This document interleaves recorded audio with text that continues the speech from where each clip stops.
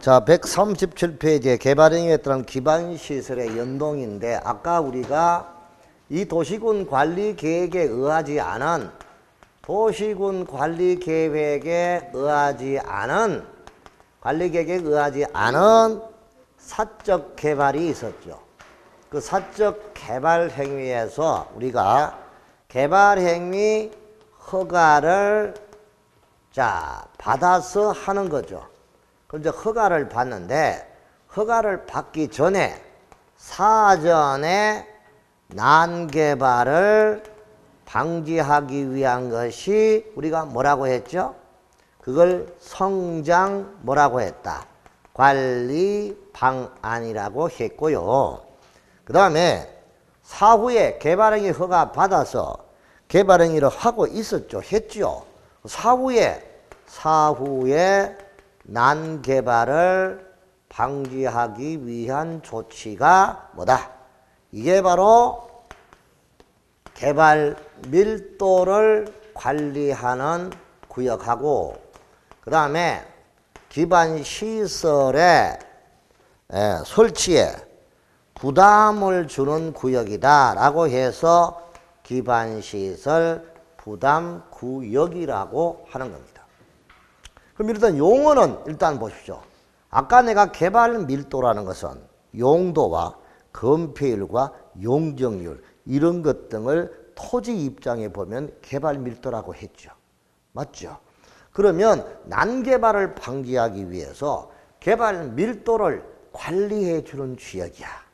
그게 바로 개발 밀도 관리구역. 그럼 개발 밀도를 관리해 줘야 할 지역이 어디냐? 그거는 이미 개발이 끝난 지역이야. 무슨 지역? 개발이 끝났으니까 사고지. 그러니까 무슨 지역? 주거, 상업, 공업 지역이야. 무슨 지역? 주거, 상업, 공업은 개발이 끝난 지역이죠. 맞죠? 그럼 여기는 이미 개발이 끝났어. 이런 주거, 상업, 공업 지역에 이때는 개발 밀도가 높아, 안 높아? 엄청이 높죠. 맞잖아요. 근데 여기에 바로 이미 개발이 끝났으니까 기반시설의 설치가 용이해요, 곤란해요? 곤란합니다. 곤란한 지역이다. 곤란한 지역에 이때는 어떻게 하면 난개발을 또 막을 수 있을까? 그거는 딴 방법이 없다. 개발 밀도를 강화하면 된다. 뭐 하면 된다? 개발 밀도를 뭐 하면 된다? 강화하면 된다. 그렇죠? 그래서 강화를 해서 개발 밀도를 관리해 주는 구역이다. 개발 밀도는 뭐냐? 용도와 건폐율과 용적률이다. 이런 거를 뭐 해주는 거? 관리해 주는 구역. 왜? 이미 개발이 끝난 지역에 기반 설치가 곤란하니까. 맞죠? 그럼 이런 지역에 개발 밀도를 강화하는데 실제적으로 강화 규정이 나와 있는 것은 용적률만 나와 있어. 몇 프로 범위 안에서? 50% 범위 안에서 강화하도록 나와 있다고. 종전에 10층까지 건물을 세울 수 있는 지역인데 5층을 세우라 하면 개발하겠습니까? 안 합니다. 개발 밀도를 강화한다는 말은 개발을 못하게 한다는 말과 똑같은 말이죠. 맞잖아요. 그렇게 해서 관리해 줌으로써 개발을 안 하니까 그럼 빈 땅이 생기게 될 것이고 필요한 시기에 그 땅을 수용하든지 해서 적절하게 공원을 만들고 광장 만들고 이렇게 기반시설을 사후에 정비할 수 있다. 그래서 사후에 난개발 방지다 그 뜻입니다. 이해됩니까? 자, 그러면 이런 지역이 어떤 지역이냐 이거야. 개발 밀도 관리구역을 지정할 수 있는 지역은 한마디로 어떤 지역이냐? 도로 서비스율, 도로율 20% 이상 초과되는, 20% 이상 미달되는 지역. 그렇죠? 도로율 20% 이상 뭐 하는 거? 미달하는 지역이라든가, 그죠? 도로율 20% 이상 미달되는 지역. 그 다음에 학교 수용 능력. 학생 수가 학교 수용 능력을 몇 프로? 20% 뭐 하는 거? 초과하는 경우. 그리고 향후 2년 이내에 하수, 수도, 시설 용량을 뭐 할 것? 초과할 것으로 예상되죠. 이런 지역을 대상으로 개발 밀도 관리 구역을 지정한다. 이런 지역을 대상으로 어떻게 지정하느냐? 여기는 주민의 의견 청취라든가 이런 게 없습니다. 주민의 의견 청취라든가 이런 절차가 없다고요. 무슨 말인지 알겠죠? 그리고 관계행정기관의 협의 절차도 없다고요. 오로지 도시계획의 심의 절차를 거쳐서 지정 고시하는 걸로 끝납니다. 그럼 여기서 이제 알아둘 것은 이 사원항개발 방지에서 개발 밀도하고 기반시설 부담구역은 아까 보시다시피 도시군 관리계획과 관계가 없습니다. 무슨 게 관계없다고? 도시군 관리계획과 관계없으니까 여기는 도시군 관리계획의 내용이 아니죠. 시험 문제 제일 잘 나오는 거. 다음 중 도시군 관리계획의 내용이 아닌 것. 도시군 관리계획으로 규정하여야 할 사항이 아닌 것. 도시군 관리계획 사항이 아닌 것. 가장 기본적인 문제죠. 그럼 여기는 도시군 관리계획이 아닌 거야. 아니니까 이거는 같은 구역이라도 여기 구역은 개발제한구역, 개발제한구역, 도시자연공원구역, 수산자원보호, 시가조정구역, 수산자 입지규제 최소구역이야.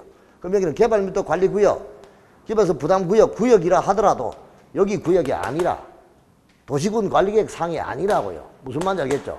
구역은 구역이지만 이런 것을 단위계획구역이라고 하는 거야. 별도의 난개발 방지를 위해서.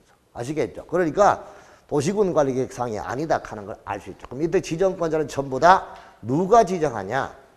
6인이 지정한다. 6인이 지정하니까 관보라는 말이 나올 리가 없죠. 6인은 특광, 특특, 시장, 군수니까 공보밖에 없잖아. 맞죠? 그럼 관보라는 말이 안 나와. 공보라는 걸 기억해 주시고. 공보에 고시한다는 거. 그 다음에 이거는 도시군 관리계획하고 관계없어. 도시군 관리계획 사항이 아니야. 그러니까 도시군 관리계획이라는 말 나오면 안 돼요. 무슨 말인지 알겠죠? 이런 거를 먼저 알아두셔야 돼. 자, 그래서 이렇게 지정되는 게 개발밀도 관리구역 끝. 그 다음에 기반시설 부담구역은 여기 나와 있는 개발밀도 관리구역 외의 지역입니다. 개발밀도 관리구역 외의 지역으로서 외의 지역이다. 그럼 개발밀도 관리구역 외니까 개발밀도가 주상공이잖아. 주상공이니까 빼고 나면 녹지지역. 그 다음에 관리, 농림, 자연환경 보전. 아, 녹지지역하고 도시지역 바깥이구나. 이렇게 보면 되죠. 녹지지역하고 도시지역의 바깥이구나 가면 됩니다. 자, 그럼 이런 지역에 대하여 여기는 이미 땅덩어리가 넓어요. 넓으니까 기반시설의 설치가 여기는 아주 용이합니다. 뭐하다? 아까는 곤란하고 여기는 뭐라고? 용이한. 왜? 용이한 지역에 개발행위를 하는 사람에게, 개발행위자에게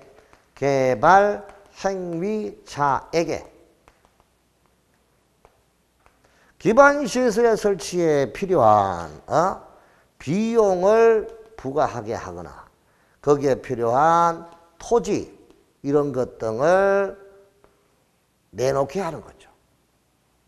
직접 설치를 하게 하거나 비용을 부과하거나 토지를 내놓게 하는 겁니다. 그래서 이렇게 해서 기반시설 설치에 부담을 주는 구역이다. 그래서 개발행위자에게 기반시설을 설치하도록 부담을 주는 구역이다. 그렇게 해서 기반시설 부담구역이에요. 요거는 이미 개발이 끝났으니까 설치가 곤란하니까 더 이상은 개발하지 못하게 개발 밀도를 관리해 주는 구역이다. 건폐율 용적률을 관리해 주는 지역이다. 오케이?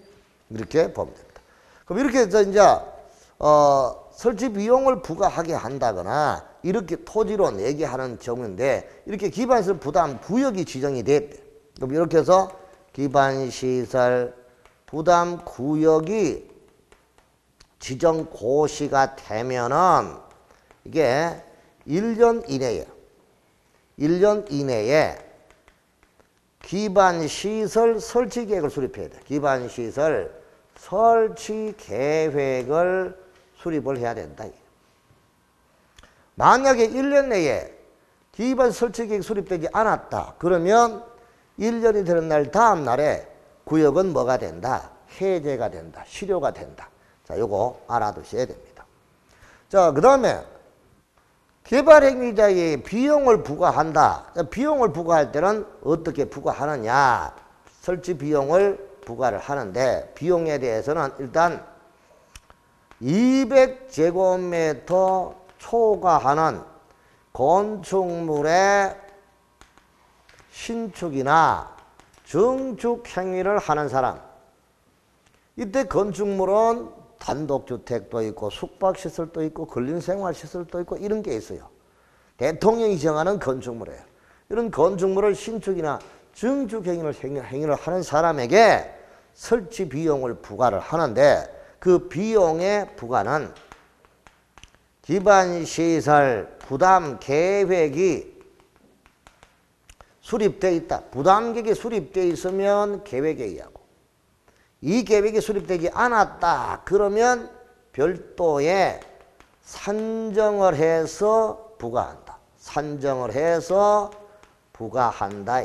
산정해서 부과하기 위해서 여기는 용지 환산 개수라는 게 있고 그 다음에 기반시설을 유발하는 유발 개수가 있다. 이거죠.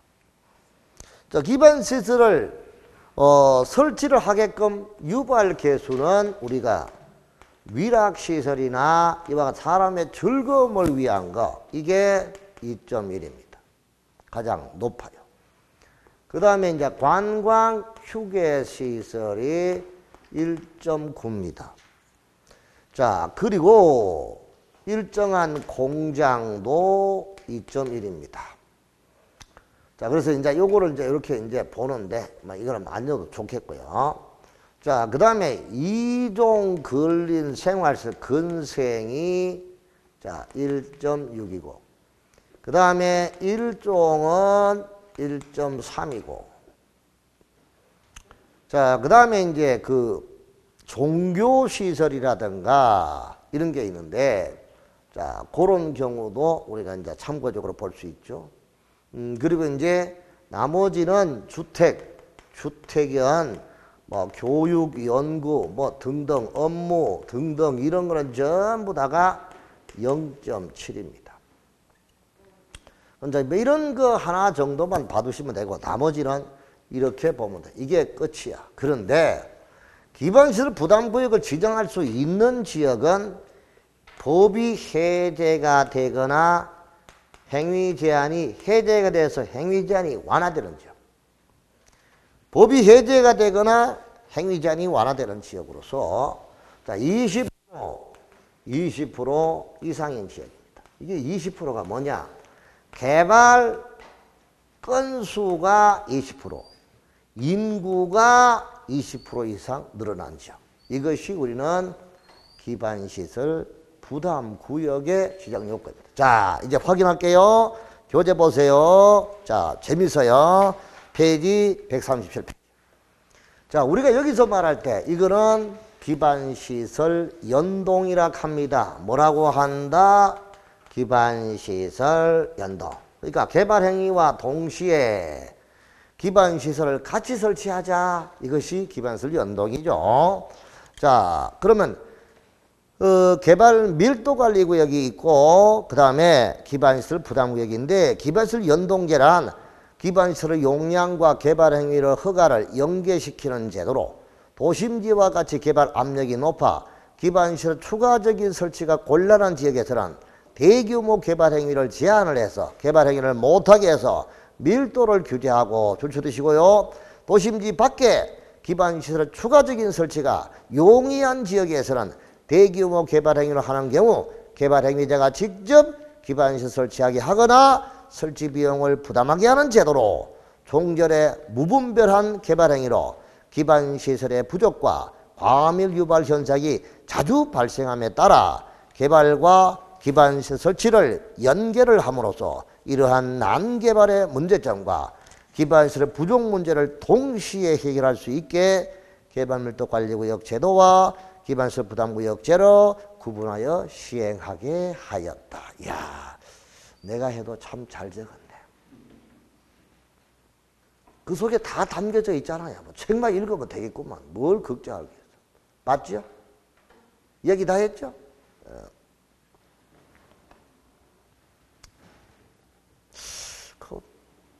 공부가 좀 분위기가 조금 돼갈 때 싹 좀 깔아놓는 그런 느낌이 드는데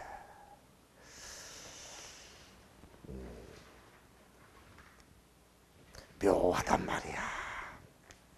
자, 그러면 이제 개발 밀도 관리 구역 무슨 구역? 개발 밀도. 아까 뭐라 했어? 도심지에는 이미 개발이 돼서 기반 설치가 곤란하죠. 그러니까 대규모 개발을 규제하겠다 이게야. 대규모 개발을 못하게 하기 위해서 밀도를 뭐 한다? 관리해준다. 그 밀도가 뭐냐? 건폐율 용적률이 돼. 그죠? 그 용적률을 뭐 하자? 강화한다. 얼마까지? 50%. 이게 개발 밀도 끝. 이거네. 그렇죠? 볼게요. 자, 주거상업 공업지역 줄쳐두시고요. 수용면적이 부족할 것 이상이 되는 지역에 중 기반 설치가 곤란한 지역에 대하여 건폐율 용적 중 개발 밀도를 강화하여 개발 고밀도 지역을 중저밀도로 관리하기 위한 구역으로 시장 군수가 지정하는 구역. 이게 개발 밀도. 또 한 번 더 적어놨잖아. 의의를. 자, 그럼 지정 대상이 어떤 지역이냐?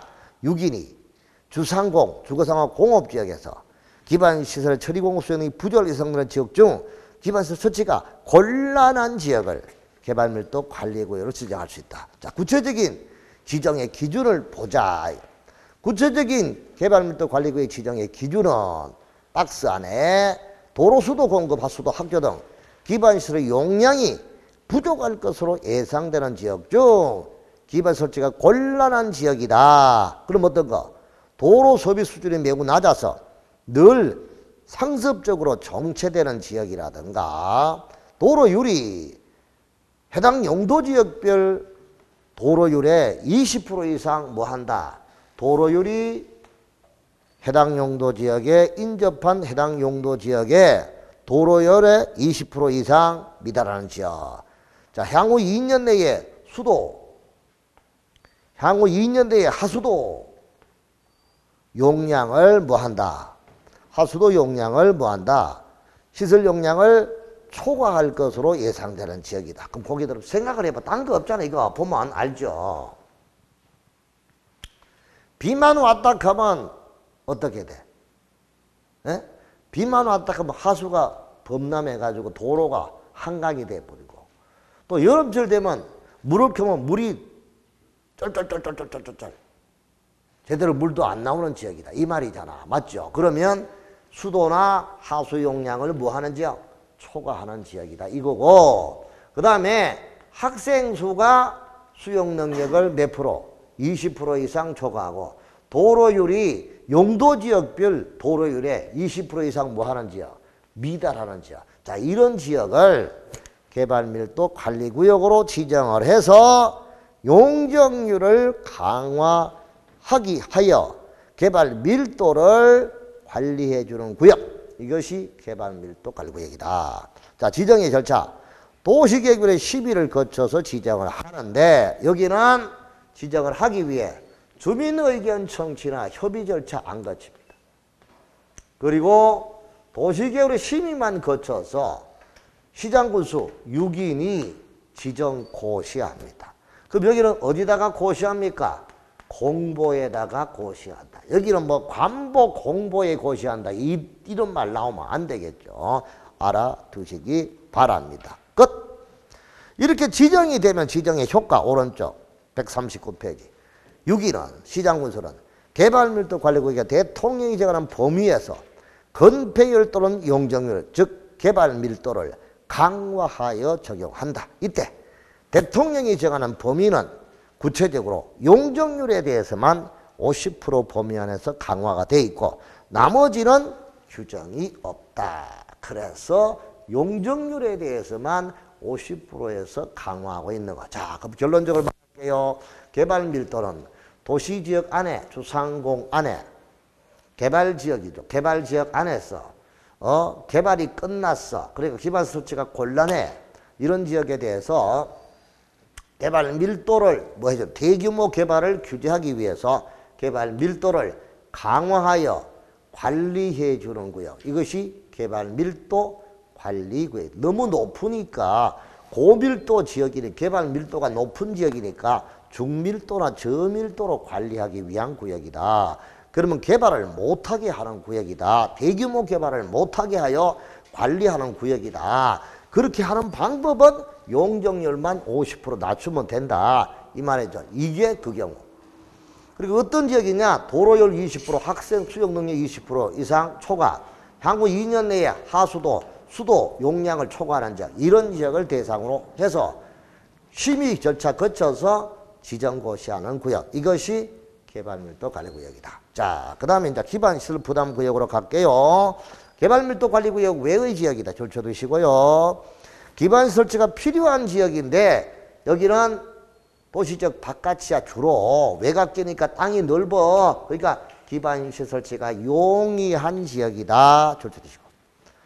기반시설지가 그에 필요한 용기를 확보하기 위해 지정고시하는 구역인데, 자, 지정권자와는 유기인이 지정합니다. 그러면 어떤 지역을 대상으로 하느냐? 제일 밑에 완화되거나 해제가 되는 지역, 또는 해제하여 완화되거나 뭐 완화하거나 해제되는 지역이나 결론적으로 같은 말이죠. 자, 그 다음에 세 번째, 개발행 허가 현황 인구 증가율을 고려하여 대통령이 정하는 지역인데, 개발행 허가 건수가 전년도 개발행 허가 건수가 전전년도 허가 건수보다 20% 이상 증가됐대요. 2017년도 허가 건수가 30건이래요. 그런데 2016년도 허가 건수가 10건이래요. 몇 프로 늘어났어요? 2017년도 허가 건수가 30건인데 2016년도 허가 건수가 10건이래. 그러면 20건이 더 늘어났잖아요. 맞죠? 20% 훨씬 늘어났죠? 맞잖아요. 그러니까 이런 지역. 그 다음에 인구가 전년도 인구 증가율보다 몇 프로 늘어났어요? 20% 이상 늘어났대요. 그럼 요런 지역을 한마디로 말하면 어떤 지역이다? 앞에 분 오늘 오셨는데, 공법은요 글자대로 공부하면 안 돼요. 생각하는 공법이어야 돼요. 아시겠죠? 자, 그러면 이런 지역은 어떤 지역일까요? 생각을 좀 해봅시다. 인구도 늘어났고 개발의 허가 건수도 늘어났대요.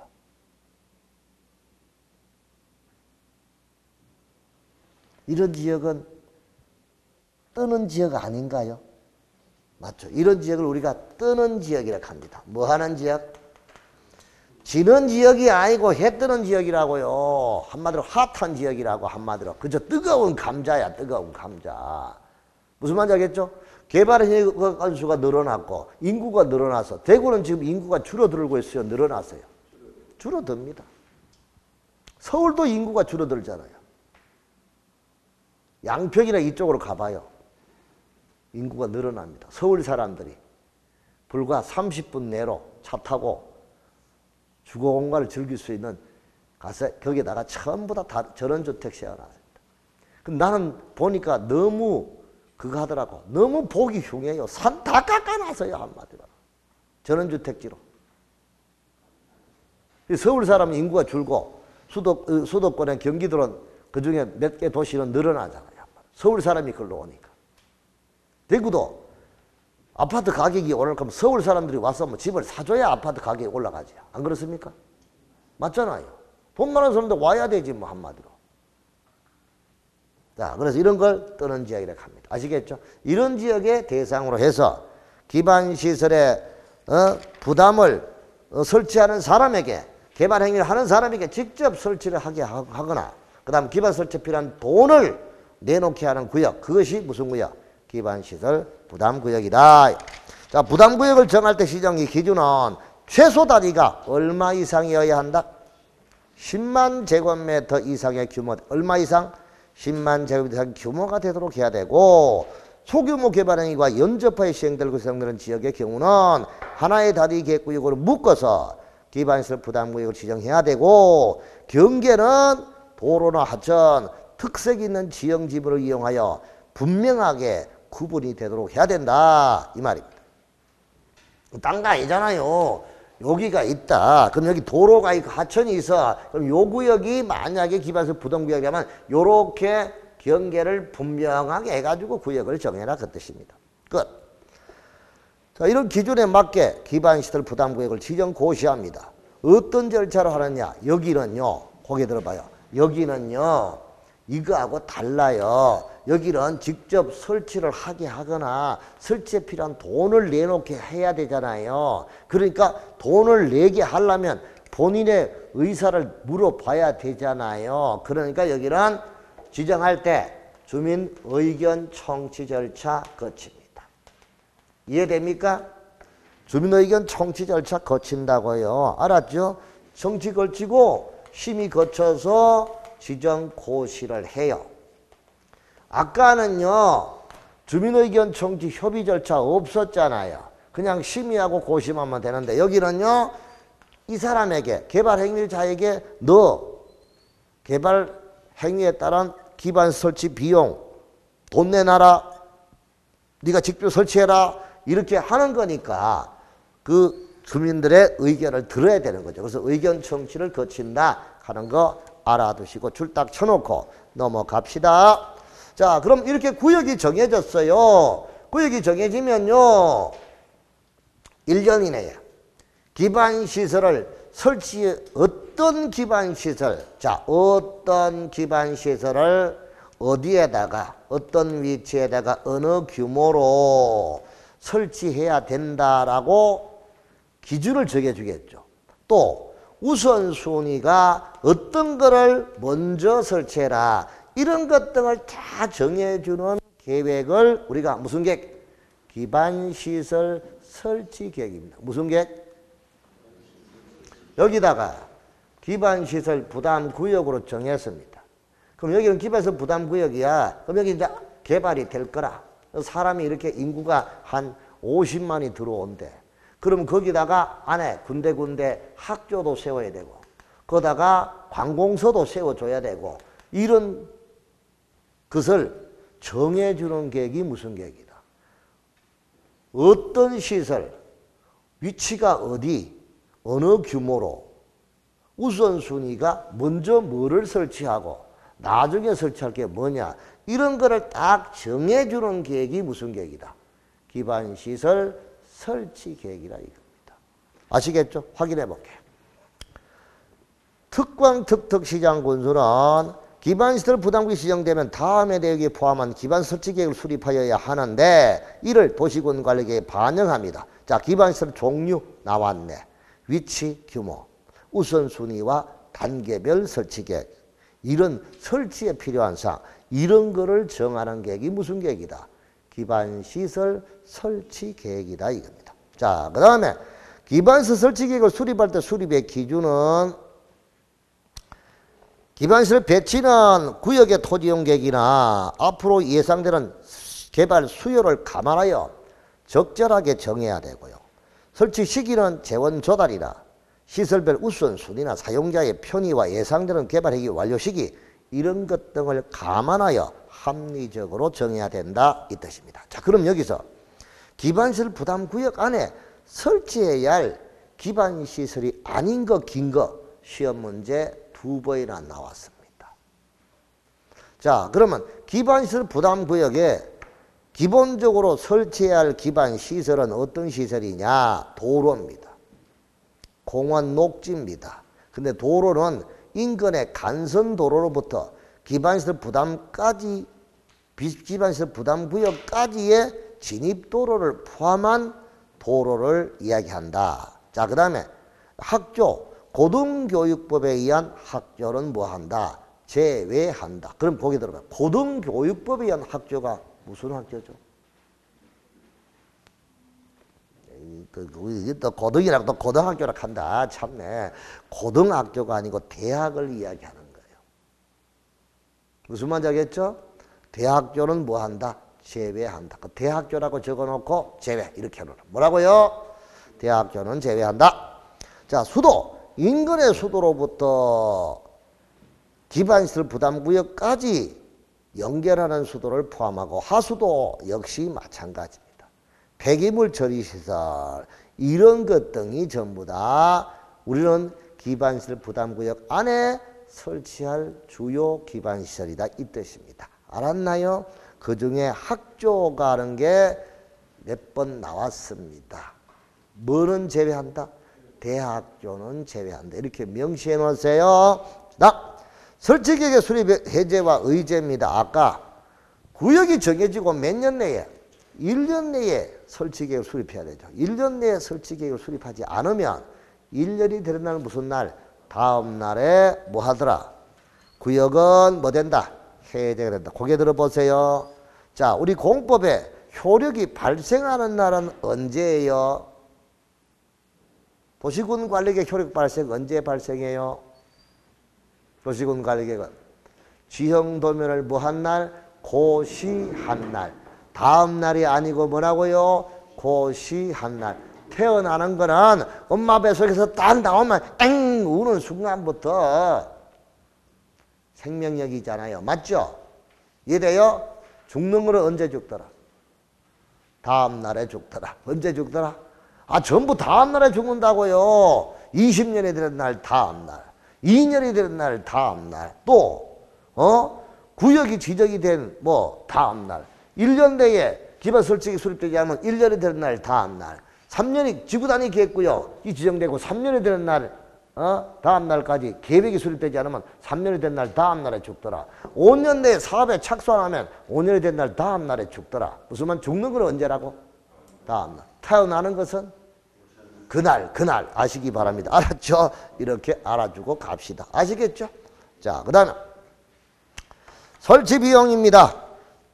기반 설치 비용은 단독이나 숙박시설 등 대통령이 정하는 시설인데 여기는 대통령이 정하는 시설이 뭐 일종 걸린 뭐 여러 가지 건축물이 있죠. 이런 시설의 신중축 행위로서 유발되는 기반 시설의 설치를 하거나 그에 필요한 용기를 확보하기 위해 부가 징수하는 금액이 설치 비용인데 기반시설 부담구역에서 설치 비용의 부과 대상인 건축행위는 단독이나 숙박시설 대통령이 정하는 시설로서 200제곱미터를 초과하는 신축이나 증축 행위가 되고 다만 기존 건물을 철거를 하고 신축을 할 때는 기존 건축물의 건축 연면적을 초과하는 건축 행위만 부과 대상으로 한다. 이렇게 보면 되겠죠. 예를 들어서 기존 건축물에 철거를 했어요. 철거했는데 원래가 250제곱미터 주택인데 250제곱미터래. 근데 철거를 했어. 그러면 철거하고 신축을 할 때는 신축을 할 때 250으로 신축을 했다고 하면은 얼마만? 50만 초과하는 50만 부담금을 내면 된다 이 뜻입니다. 알았죠? 그렇게 부과 대상은 초과하는 건축행위만 부과 대상으로 한다. 알아두시기 바랍니다. 자, 설치 비용의 산정입니다. 기반 설치할 때 필요한 설치 비용과 용지 비용을 합산한 금액에 부과 대상 건축 연면적과 설치를 위하여 사용되는 총 비용 중 국가 부담분을 제외하고 민간 개발자가 부담하는 부담료를 곱한 금액이 기반시설 설치 비용이다. 뭐 알겠어요? 모르겠어요? 모르겠죠? 근데 몰라도 돼요. 이거 필요 없어요. 그 대신에 뭐라고 되어 있나? 다만 6위는 해당 지역의 기반시설의 소요량을 고려하여 대통령이 정하는 바에 따라 기반시설 부담 계획을 수립한 경우는 뭐에 의한다? 부담 계획에 의한다. 줄 쳐두세요. 무슨 계획에 의한다? 자, 그럼 이렇게 보세요. 여러분, 기반시설 부담구역에 관해서는 계획이 2개가 나오네요. 맞죠? 구역이 지정이 되고 몇 년 내에? 1년 내에 어떤 시설을 어디에다가 할 것이냐, 규모가 어느 정도 설치하고 어떻게 우선순위가 정해주는 계획이 무슨 계획이? 기반시설 무슨 계획? 설치 계획이 되고요. 맞죠? 그 다음에 돈 받기 위해서 설치하는 계획을 수립하는 것이 무슨 계획? 기반시설 부담계획. 무슨 계획? 기반시설 부담계획이 있고 설치계획이 있다 이거야. 아시겠죠? 설치계획 기반시설을 우선적으로 깔고 설치하는 계획이고 이거는 돈 받기 위한 계획이다 이 뜻이야. 알았죠? 이게 없으면 산정공식에 따라서 부과를 한다 이 뜻입니다. 그런데 이거는 돈을 시에서 여러분 저 속도 위반 그 스티커 하나 끊겠다. 끝까지 추적하죠. 나중에 안 내면요. 자동차 매매할 때 그 정산 안 되면 특히 안 돼요. 이전에 소유권이 안 넘어가요. 무슨 말인지 알겠죠? 그렇게 악재같이 받는 사람들이 이 사람들이에요. 그럼 이 사람들이 돈 받기 위해서 이미 부담 계획을 다 정해놨어요. 정해서 얼마, 요런 조건일 때 얼마 딱 정해놨거든. 그게 맞게 부담을 한다. 이렇게 알아주면 되는데 여기서 하나 알아야 될 게 있습니다. 알아야 될 게 있는데 표준시설 비용이라는 게 있고 용지비용이 있는데 용지비용은 땅 비용이죠. 부과 대상에 들어간 건축행위가 이루어지는 토지를 대상으로 다음 각 호의 기준을 곱하여 산정한 가액이 용지비용이라고 해놨습니다. 그러니까 지역별 기반시설 설치 정도를 고려해서 0.4 범위 안에서 자치단체 조례로 정하는 용지 환상 계수가 있는데 이 0.4 이거는 뭐냐? 지역별로 0.4 이렇게 0.3, 0.2 이렇게 정해놨거든요. 막 이거는 조례가 정하는 용지 환산이니까 조례는 우리 사항 아니잖아. 한마디로 공부할 필요가 없어요. 그래서 일단 0.4 범위라는 것만 알아두시고 그 다음에 기반시설 부담구역의 개별 공시지가 평균 및 대통령이 제한하는 건축물의 기반시설 유발 개수가 있는데 기반시설 유발 개수라는 게 딴 게 아니고 사람들이 많이 들어오게 하는 시설이면 도로가 넓어야 될 거 아니에요. 맞죠? 그럼 사람이 많은 데는 기반시설이 많아야 되고 사람이 적은 시설은 기반시설을 적게 설치한다. 이 말이잖아. 그렇죠? 그러면 기반시설 유발 개수라는 게 바로 사람들이 많이 모이는 시설. 그게 바로 어떤 거예요? 아까 이야기한 대로 위락이지. 여러분 나이트클럽 가면 사람들 많죠? 그럼 나이트클럽 하나 생기면 그 옆에 주차장 때문에 야단이잖아요. 맞죠? 그렇죠? 그러니까 도로 옆에 주차장을 많이 만들어야 될 거 아닙니까? 위락시설. 그 다음에 관광휴게시설 1.9. 제 2종 걸린 생활.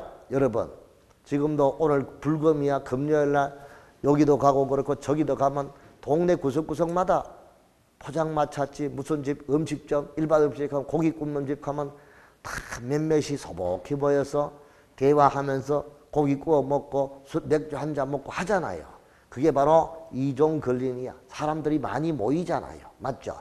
거기다 1.6. 그 다음 1종 걸린은 1.3. 그 다음에 주택은 단독이든 공동이든 교육, 업무 전부 다 0.7입니다.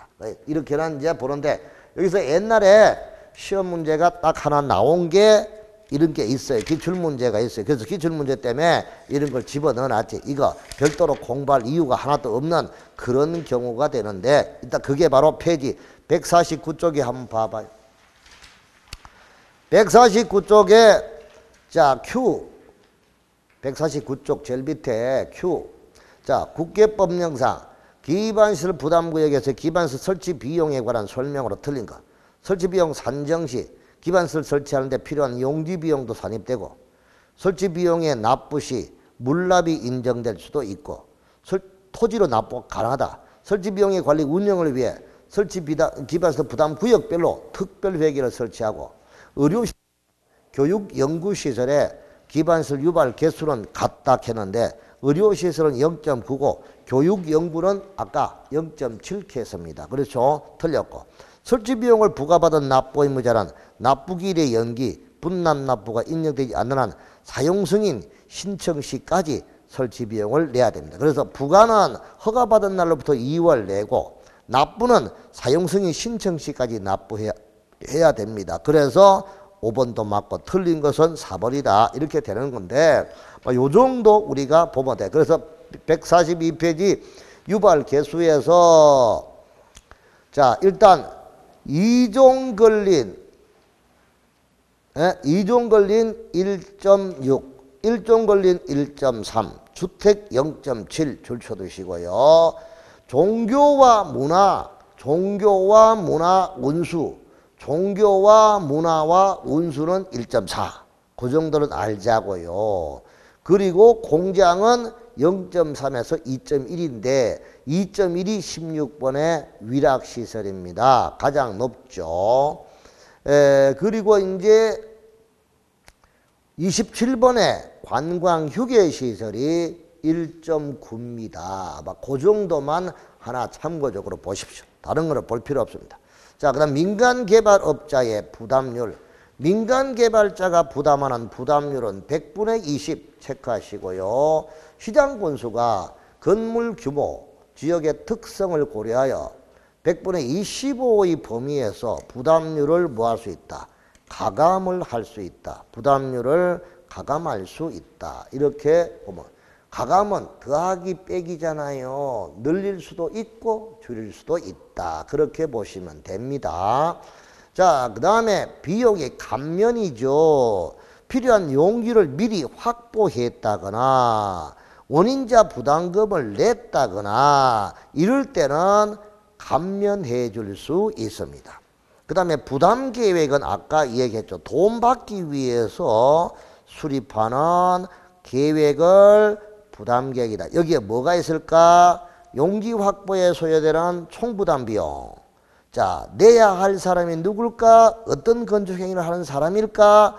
건축행위자가 각각 부담해야 할 부담분, 부담시기, 조달과 운영 이런 것을 정해놓은 계획이 부담계획이다. 그래서 돈 받기 위해 계획 수립하는 계획이 기반시설 부담계획이다. 그래서 우리는 용지 산정하는 거 알 필요가 없다. 왜? 계획에 의해서 부담하니까. 아시겠죠? 넘어간다 이 뜻입니다. 자, 그 다음에 144페이지의 제일 밑에 기반시설 설치 비용의 부가 납부입니다. 아까 부가대상 건축행위를 200제곱미터 초과하는 신축, 증축행위잖아요. 이런 자는 설치 비용을 내야 되는데 언제 부과를 할까? 건축 오른쪽에 부과 시기는 건축 허가를 받은 날로부터 몇 개월 내에? 2개월 내에 부과하고 설치 비용을 부과하려면 부과 기준 시점부터 30일 이내에 납부 의무자에게 적용될 부과 기준 부과될 설치 비용을 미리 알려줘야 된다 이 말입니다. 그 다음에 고지전 심사를 하는데 청구받은 날로부터 15일 이내에 시장군수에게 심사를 청구할 수가 있고 청구받은 날로부터 15일 내에 그 결과를 청구인에게 알려줘야 됩니다. 자, 그 다음에 끝에 세 번째 3번 설치비용의 납부입니다. 설치비용은 언제 부과는 허가받은 날로부터 2월 내에 부과하고 아까 받고 납부는 언제 하느냐? 사용승인 신청 시까지 한다. 제일 밑에 언제까지? 사용 집 다 지어서 건물 다 지어가지고 사용해도 됩니까? 라고 신청하는 그 사용승인 신청 시까지 설치비용을 내야만 사용승인을 신청을 할 수가 있으니까 안 내면 사용승인을 못 받구나 이렇게 이해를 하라 이 뜻입니다. 알았나요? 됐습니다. 자, 그 다음에 납부 방법과 물납이죠. 아까 이 설치비용은 뭐로 내는다? 현금으로 내는 게 원칙인데 신용카드, 직불카드 이런 걸로 납부가 가능하되 부가대상 토지나 이런 토지로 물납이 가능하다. 그래서 원칙은 현금인데 현금, 신용카드 이런 건데 예외적으로 물납이 가능하다. 그거 체크하시고 물납을 신청하는 자는 납부기한 20일 전까지 설치비용이나 이런 개별 지가 등을 물납 신청서를 시장군수에게 제출하도록 되어 있고 10일 이내에 수납 여부를書면으로 알려줘야 된다 이 말입니다. 자, 그리고 물납을 받았다면 특별 회계에 기속시킨다. 끝. 그 다음에 설치 비용을 내야 할 사람이 안 낸대. 안 내면 강제로 징수한다. 무슨 징수? 강제 징수. 그럼 여러분 여기서 공법에서 알아야 될 두 가지 이거는 꼭 알아야 돼. 아까 우리가 행정 대집행이 있고요. 그 다음에 돈, 세금이나 이런 거 안 냈을 때 강제로 징수하는 절차가 있는데요. 대집행의 절차는 아까 개통 뭐라 했습니까?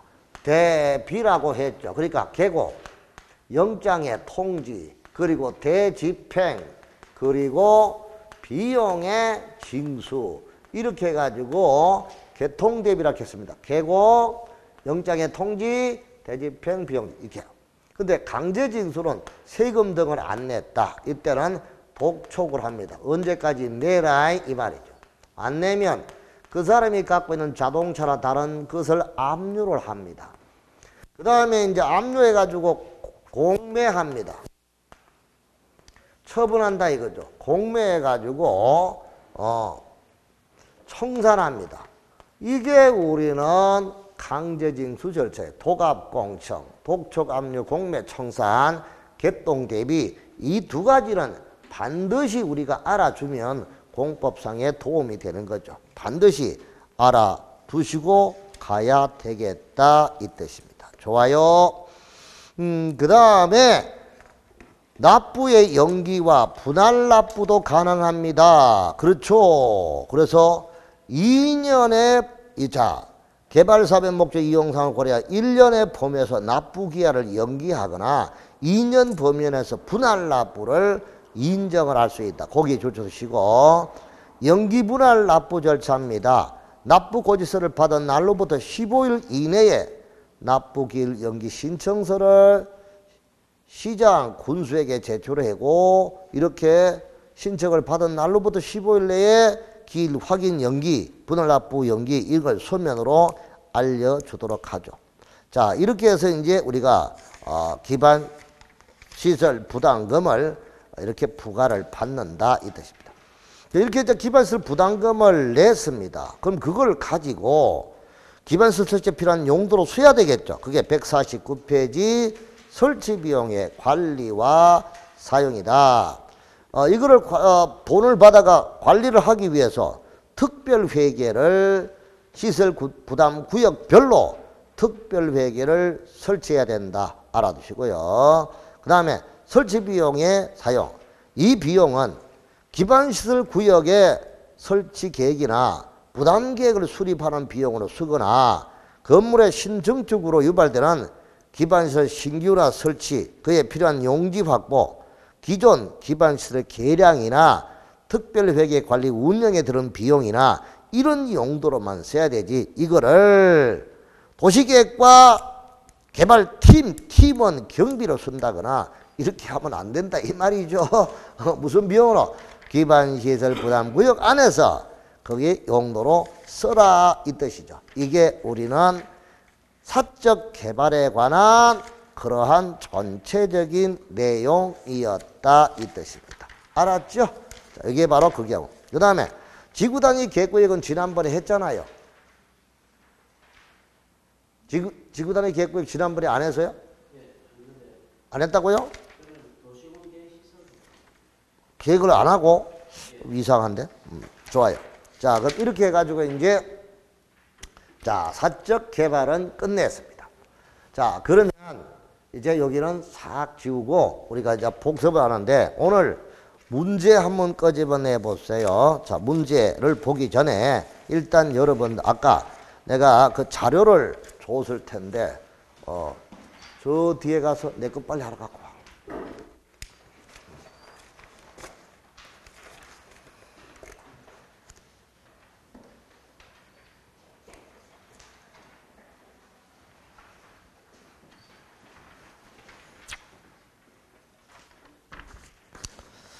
자, 거기 보면 이제 뒷면에 개발 파트의 이론 도표 그려 놨습니다. 자, 개발은 공익 개발이 있고 사적 개발이 있다. 자, 그럼 아까 우리가 첫 시간에 한 게 사적 개발인데 개발 규제를 위한 거죠. 난개발을 방지하기 위해 산지나 농지를 건물을 건축할 수 있는 땅으로 바꾸는 것이 개발이다.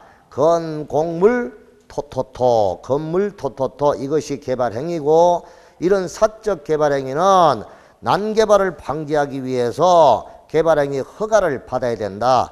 허가권자가 6인이다. 자, 개발 행위가 뭐냐? 건공물 토토토다. 그러면 이런 개발 행위를 하고자 하는 자가 허가 신청을 합니다. 허가권자에게 허가 신청을 받으면은 허가 신청할 때 이 허가 신청서와 기후환경조의 계획서를 첨부해서 허가 신청을 하죠. 그럼 허가 신청을 받은 허가권자는 허가 기준에 적합하면 허가해주고 부적합하면 불허가합니다. 그러면 허가 기준이 뭐냐? 먼저 면적에 적합해야 되고, 그 다음에 계획과 성장관리 방안에 부합돼야 되고, 사업 시행에 지장이 없어야 되고, 기반시설의 용지 확보가 적정해야 되고, 주변 환경과 경관과 조화를 이루어야 된다. 그거를 이름하여 보니까 아까 이야기한 대로 개성시 경기면, 계획 성장관리 방안, 그 다음에 사업 시행에 지장이 없을 것, 그 다음에 경관과 조화를 이룰 것, 기반시설의 용지 확보가 적정할 것, 마지막에 면적이 적정할 것. 면적, 주상생자가 1만, 공갈 치는 놈 3만, 보자 5천, 이렇게 얘기했습니다. 생각이 나시죠? 자, 그 다음에 허가 제한입니다. 허가 제한 3년 플러스 계획 제한은 1회 하나여 2년 연장이니까 3년 플러스 2년, 그러면 토탈 최장 기간이 5년이구나. 자, 그 다음에 조건부 허가죠. 이 기후환경조에 이걸 이행할 걸 조건부로 허가할 수 있고요. 그 조건을 이행 안 할 수도 있으니까 2차적으로 이행 보증금을 총사업비 얼마 20% 본위 안에서 부과를 하게 합니다. 맞죠? 그 다음에 이제 허가를 받았어요. 그럼 공사했어요. 공사 끝났어요. 중공검사하고 공공시설을 귀속시키는 걸로 했죠. 그 다음에 이제 무허가 행위입니다. 허가 받고 해야 되는데 허가 안 받고 했대요. 그럼 원상회복을 명하고 대집행을 해요. 또 형사처벌로서 3년 이하 징역 또는 3천만 원 이하의 벌금형에 처해요. 그 다음에 사전에 난개발을 방지하기 위한 것이 성장관리 방안 제도인데, 여기는 유보용도 지역을 대상으로 해요. 유보용도가 계획관리와 생산관리와 자연녹지고 개발 가능성이 높은 지역이에요. 여기는 심의를 거쳐서 완화할 것은 완화하고 강화할 것은 강화하고 조정해야 할 그런 지역이 되는 거예요. 그래서 보전할 때는 규제를 강화하고 개발을 할 때는 규제를 완화한다. 그렇게 하기 위해 정해놓은 구역이 유보구역이다, 이 말이.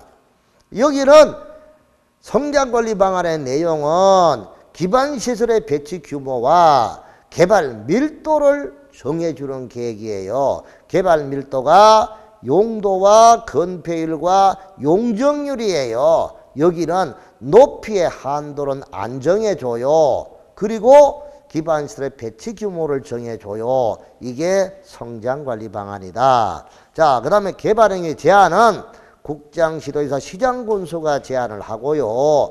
심의를 거쳐서 허가를 제한하는데 1회에 하나요 3년 이내 허가를 제한합니다. 다만 계획 수립 중인 지역은 3가지 3, 4, 5 도시군 관리계획 수립되어 있는 지역이라든가 수립 중인 지역이라든가 지구단위 계획구역이 지정이 됐다거나 기반시설 부담구역이 정해졌고, 그렇게 계획을 수립 중인 지역은 한 번에 걸쳐서 심의 없이 2년 범위 안에서 연장을 할 수 있다. 연장은 심의 안 거치고 연장 아닌 거는 심의를 거친다. 이거는 성장관리 방안에 관계된 그러한 개발행위 허가 제한에 관한 거고, 그 이후에 허가받고 난 이후에 사후 난개발 방지가 있다. 그게 바로 밑에 사후 난개발 방지가 개발밀도 관리구역이 있고 기반시설 부담구역이 있다. 개발밀도 관리구역은 개발 밀도를 관리하는 구역인데 주로 주거상업공업 개발된 지역입니다. 개발 밀도가 높은 지역입니다. 여기에 기반 설치가 곤란합니다. 개발 행위가 집중되는 지역입니다. 기반 설치가 곤란합니다. 그런 지역의 개발 밀도를 관리해 주기 위해서 정해놓은 구역이 개발 밀도 관리 구역입니다. 그래서 개발 밀도 관리 구역은 기반 설치가 곤란한 지역이고 기반 설치가 가능하고 용이한 지역은 개발 기반시설 부담구역이구나. 자, 지정권자는 전부 다 6인 특광투득 시장군수가 지정권자고 결국은 도시군관리계획 입안권자와 같다 이 뜻입니다. 지정대상은 주거상업 공업지역이고 중심지죠. 녹지지역은 아니에요. 기반시설이 부족하고 설치가 곤란한 지역을 대상으로 하는데 지정 절차는 의견 청취가 필요 없고 협의가 필요 없죠. 도시계획위원회 심의만 거쳐서 지정 고시를 합니다. 그 다음에 지정효과, 건폐율 또는 용적률을 강화하는데 현재는 용적률만 최대한도 50% 보이면서 강화를 하고 있지만 앞으로는 면적도 제한할 수 있겠죠. 그래서 건폐율도 제한이 가능하다. 그러나 현재는 용적률만 강화 적용하고 있다. 자, 그래서 개발 밀도를 관리하는 구역. 그 다음 기반시설 부담구역은 지정권자가 특광 특특시장 군수고 지정대상 지역은 개발밀도관리구역 외의 지역이고 도로 등 기반시설이 부족하고 설치가 용이한 지역이다. 주로 구체적으로 행위가 완화되거나 해제되는 지역, 이런 지역으로 개발허가 건수가 20% 이상, 인구 증가 20% 이상 높은 지역이다. 그래서 뜨는 지역이다. 주민 의견 청취와 도시계획의 심의를 거쳐서 지정 고시한다. 지정이 되면 지정 고시로부터 1년 내에 설치 계획을 수립해야 되고 안 하면 1년이 된 날 다음 날에 기반시설 부담구역은 해제가 된다. 비용 부과 대상 행위 200 초과하는 단독 숙박시설이 신증축 행위고 예외적으로 기존 건물 철거 후 신축을 한다면 기존 건축물 연면적을 초과하는 건축 회기만 부과 대상이 된다. 그리고 설치를 비용을 부과하기 위해서 설치 기반시설 부담 계획이 수립되어 있으면 계획에 의하고 계획이 수립되지 않으면 산정 방식에 따라서 부과를 한다. 자, 기반시설 유발 개수는 위락이 2.1, 관광휴게가 1.9, 일종은 일종이 아니고 2종 건색이죠. 잘못 썼네요. 2종 건색이 1.6, 문화집회, 종교, 운수는 1.4. 자, 1종 건색이 1.3. 2종과 1종이 바뀌었죠. 1종 건색을 1.6에 옆에 1종을 2종으로 고치고요. 그 다음에 운수 옆에 2종 건색을 1종으로 고치세요. 1.3. 그 다음 숙박은 1.0, 의료는 0.9, 주택, 교육 등은 전부 다 0.7이다. 그 다음에 납부 절차. 시장군수가 의무자가 허가받은 날로부터 2개월 내에 부과를 하고요. 사용승인 신청 시까지 납부를 해야 됩니다. 안 내면 강제 징수합니다. 끝. 이거 뭐 교과서보다 더 잘 돼 있네 보니까. 자, 그 다음에 공적개발사업은 지난번에 했고, 자, 오늘 문제 잠시 한번 보면은, 자, 이게 3월 3일 날 감정평가사 문제인데, 기본계획이라는 설명으로 옳은 것 했죠. 자, 일단 1번 바로 틀렸죠. 왜? 계획을 수립할 때 내가 도표 줬잖아요. 자, 계획 수립은 세 가지 광역과 국가와 광역과 기본과 관리계획이다. 그러면 자, 광역 기본계획 거기는 숫자가 14333이다 했죠. 그러면 14333이니까 자, 여기 공청회 개최 14일 전까지 1회 이상 공고합니다. 그래서 7일이 아니고 14일이고 2번이 아니고 1회죠. 틀렸다. 기본계획에는 기후변화, 대응, 에너지 절약에 관한 사업에 관한 정책 방향이 포함돼서 거기 들어봐요. 기본계획에는 이든 어떤 계획이든 간에 기본계획에는 일단 기초조사할 때 이런 거 들어갑니다. 기후변화 이런 게 다 들어가야 돼요. 그래서 정책 방향이 포함된다. 맞고요. 3번 시장구술은 5년마다 타당성 검토합니다. 기본계획과 관리계획은 5년마다 타당성 검토죠. 3년 틀렸고요. 기본계획을 변경하려면 지방의회 승인 아니잖아. 기본계획은 6인만 수립해.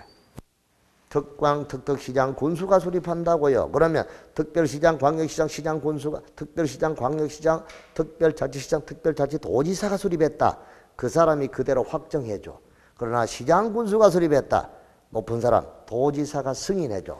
도시계획위원회가 아니고 도지사다. 이걸 시험 문제라고 냈냐 이거지 한마디로. 그러면 5번 시장군수는 대통령이 정하는 바에 따라 기본계획의 수립 기준을 정한다. 수립 기준! 국장이 정한다. 높은 사람이 정한다. 끝. 정답은 몇 번? 2번. 화장실 갔다 와 있어.